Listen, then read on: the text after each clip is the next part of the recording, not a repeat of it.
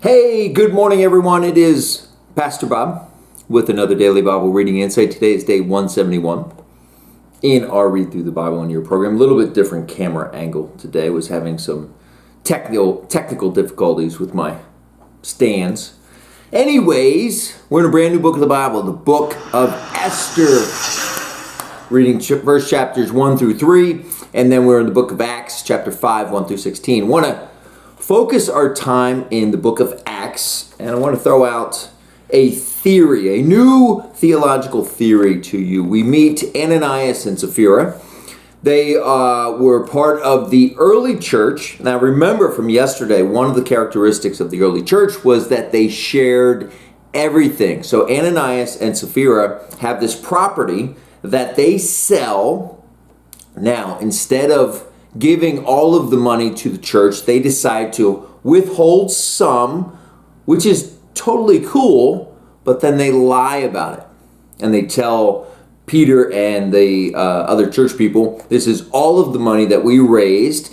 And we read in verse 3, then Peter said, Ananias, how is it that Satan has so filled your heart that you have lied to the Holy Spirit and have kept for yourself some of the money you received for the land? Didn't it belonged to you before it was sold, and after it was sold, wasn't the money at your disposal?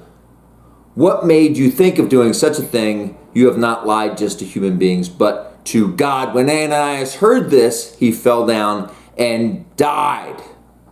They do the same thing to his wife like 3 hours later. Here's the question for you. Who killed Ananias? Was it the Holy Spirit? Or was Ananias filled with contrition and had a broken heart and died? Here's your answer. Whichever was the most loving. That's what happened. Whichever was the most loving. And you're thinking, well, that is a quizzical answer. Here is my thinking. When I come across situations like this where we really don't know, when we get to heaven and we say, hey, God, hey, Jesus, hey, Holy Spirit, that story of Ananias and Sapphira back in chapter 5 of the book of Acts, what happened? And they will give us an explanation, and it will be the most loving thing that could have happened. And we'll say, of course. We don't know exactly which one at this time, but we can trust that it is the most loving thing. Now, for this theory to really have any weight in our hearts, we have to believe in the omnipotence of God, that God is all-powerful, that he can do anything, and the all-loving nature of God, that everything he does is in love. Not just a little bit, not just a lot, but maximum love at all times. The loveometer is set to max. And so whatever is happening in the Bible, and we think, well, why did that happen?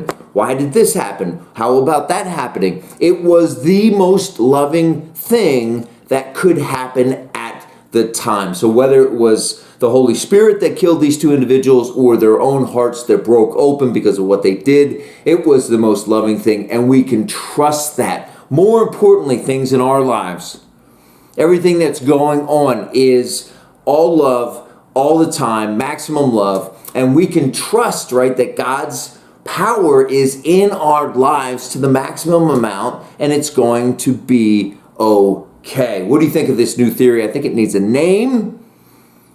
Pastor Bob with another daily Bible reading insight. We'll see you tomorrow.